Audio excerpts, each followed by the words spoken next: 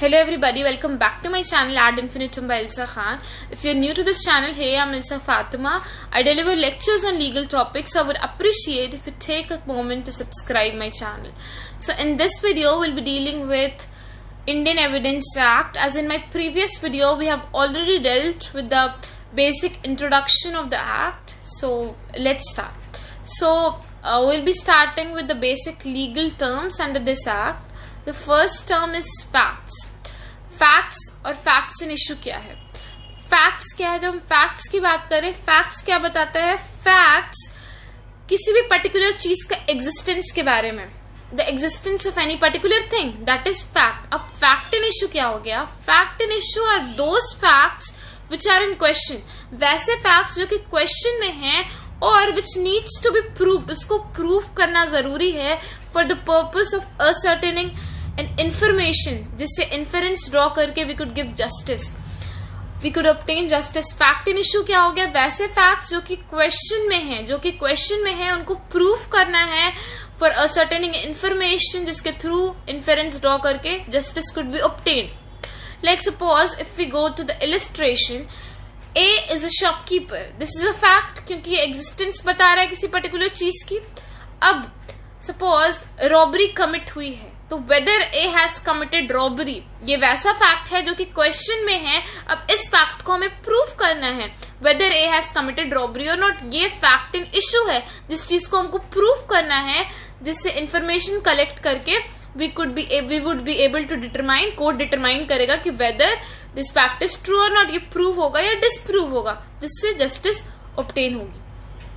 So the second definition is relevant fact. Actual meaning जो हम बात करते हैं रेलेवेंट की, तो इसका मतलब ये होता है फैक्ट जो कि किसी पर्टिकुलर इन्फरेंस को सपोर्ट कर रहा है, किसी पर्टिकुलर चीज को सपोर्ट कर रहा है, किसी पर्टिकुलर फैक्ट को सपोर्ट कर रहा है, उसके इन्फरेंस में वो रेलेवेंट है, दैट इज रेलेवेंट फैक्ट. वैसा फैक्ट जो कि सपोर्ट कर रहा है किसी पर्टिकुलर इन्फरेंस को, जो कि उस पर्टिकुलर चीज के लिए अगर हम उसको वहां पे सपोर्ट करेंगे उस पर्टिकुलर स्टेटमेंट में, तब ये रेलेवेंट होगा क्योंकि उस चीज से वो कनेक्टेड है.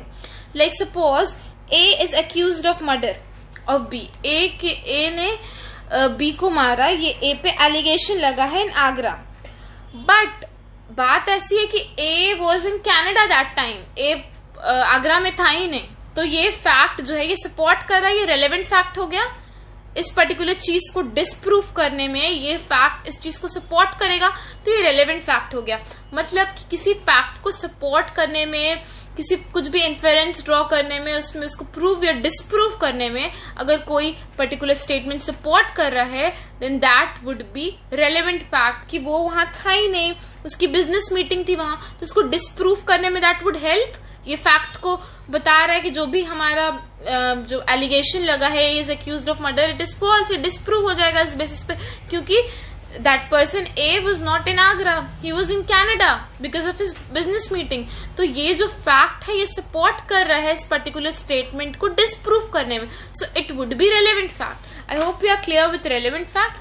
अब now we'll be dealing with three terms, that proved, disproved and not proved.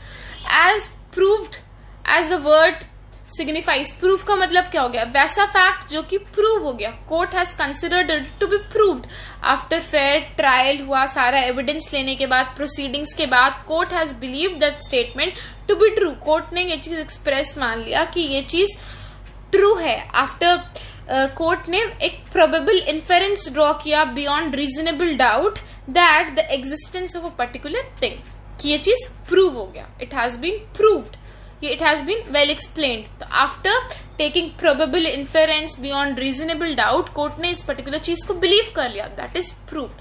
अब डिसप्रूव्ड क्या हो गया? एक फैक्ट कंसिडर किया जाएगा कि वो डिसप्रूव्ड है जब कोर्ट उस पर्टिकुलर चीज स्टेटमेंट को बिलीव नहीं करता है, उसको झुटलाया जाता है.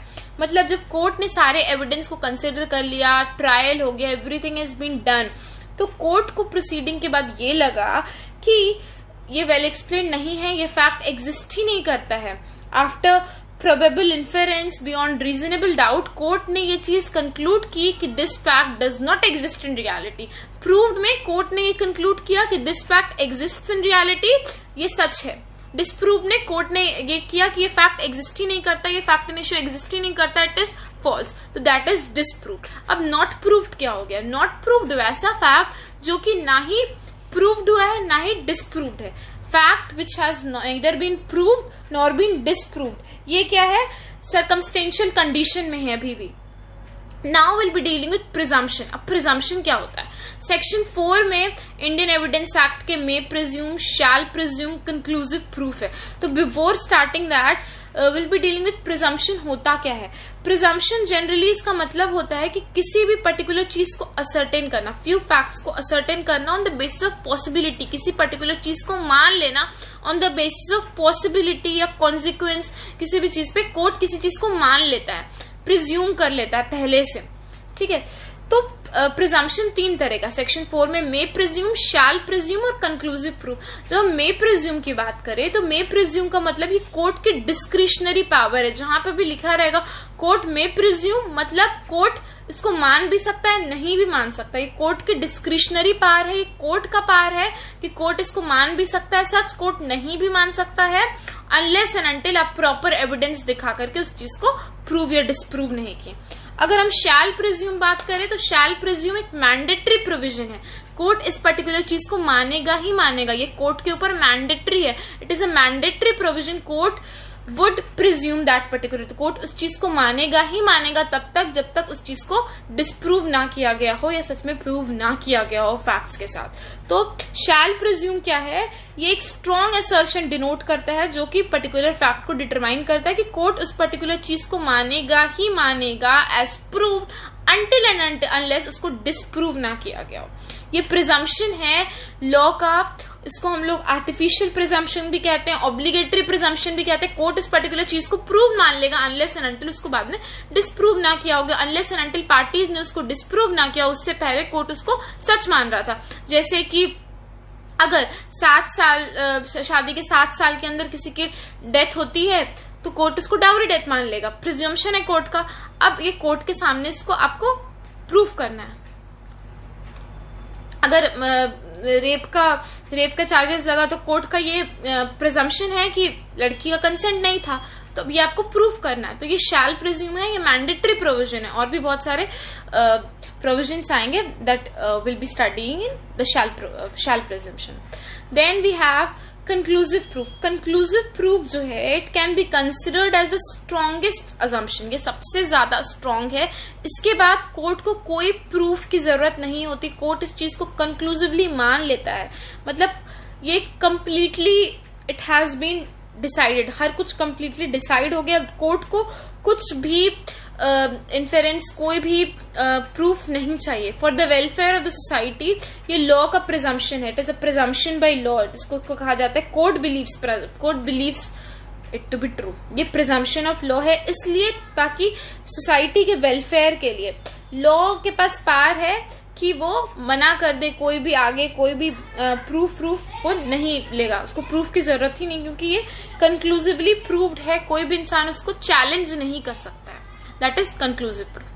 Now we'll be dealing with relevancy of facts. I hope may presume, shall presume and conclusive proof are clear. May presume discretionary power है कोर्ट का, shall presume obligation है, कोर्ट को presume करना ही करना है unless and until it is disproved। और conclusive proof क्या है? conclusive proof कोर्ट इसको conclusively proof कर लिया, आप कोई भी उस पर challenge नहीं कर सकता।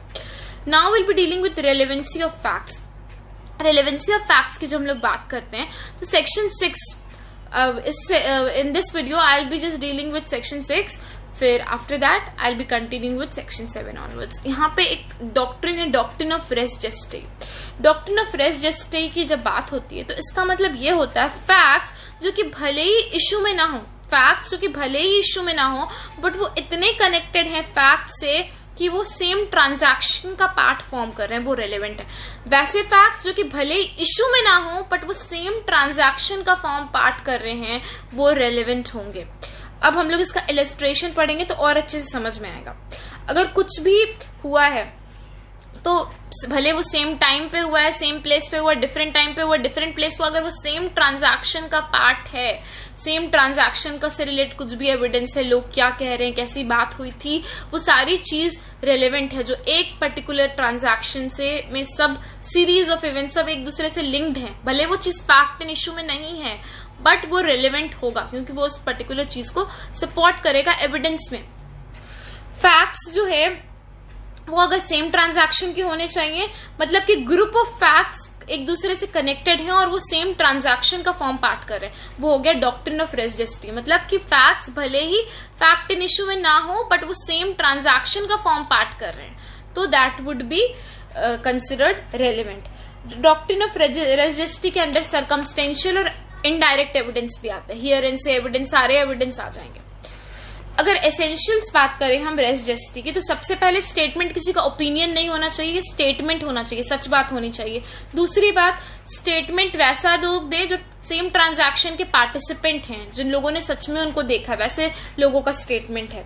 या स्टेटमेंट में इनफ इंफॉर्मेशन हो, ब्रीफ डिस्क्रिप्शन हो हर चीज का, और स्टेटमेंट जो है वो साइमल्टेनियस होना चाहिए और स्पॉन्टेनियस होना चाहिए। जैसे ही कुछ इंसिडेंट हुआ और उसी टाइम किसी को एक्सीडेंट हुआ और वहीं पे जो लोग हैं, जो रोड साइडर्स हैं, वो तुरंत एविडेंस दे रहे हैं, तुरंत बता रहे हैं, स्पॉन्टेनियस और साइमल्टेनियस उस ट्रांजैक्शन के साथ साथ वो बोल रहे हैं, बाद में नहीं बोल रहे हैं, उसी टाइम बोल रहे हैं, ऑन द स्पॉट बोल रहे हैं। सो ये सब हो गया आपका रेस जस्टी। एग्जाम्पल, अगर कोई इंसान मर रहा है और मरने से पहले उसने एक्यूज का नाम बता दिया कि इस इंसान ने उसको मारा है, किसी इंसान को पॉइजन दे दिया गया और वो मरने से पहले उसने किसी का नाम ले लिया, या अगर पर्सन मरने वाला है और एक्यूज उसके सामने खड़ा हुआ है गन लेकर के और वो हेल्प के लिए मांग रहा है, तो ये भी सेम ट्रांजैक्शन का है, भले ही सेम फैक्ट एंड इशू में नहीं है बट सेम ट्रांजैक्शन का उसी चीज से कनेक्टेड है कि वो उससे डर रहा है, मतलब कि कुछ रेलेवेंस है।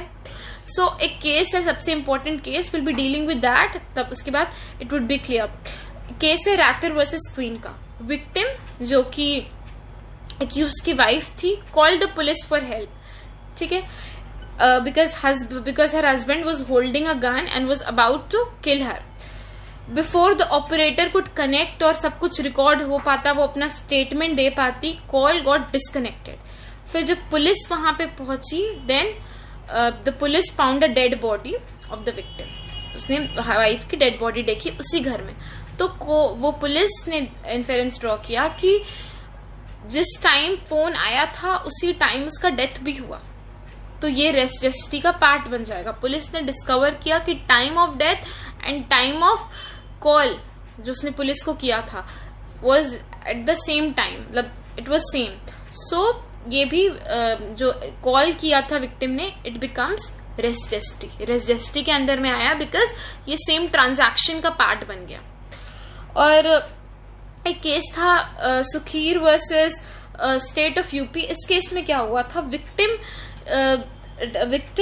ट्राइड टू अलार्म, वो अलार्म बजा रहा था so that people could come and save him, क्योंकि वहां पे एक इंसान उसको मारने वाला था। फिर विटनेस आ गया टाइम पे और विक्टिम सरवाइव कर गया। फिर although he survived but the accused was given the punishment of section 307 के अंदर अटेम्प्ट के अंदर उसको पनिशमेंट मिल गया, अटेम्प्ट टू मर्डर। बट ये जो विटनेस आ गया वहां पे अलार्म का, ये सारा जो चीजें हैं एविडेंस, ये रेस जस्टी में आ गया, it would be considered relevant. I hope you are clear with रेस जस्टी। रेस जस्टी में क्या हो गया, things forming the part of the same transaction, वैसे फैक्ट जो भले ही फैक्ट इन इशू में नहीं है बट सेम ट्रांजैक्शन के पार्ट है, that would be relevant. So I hope you like the video. If you have any queries, do comment in the comment section below. Thank you.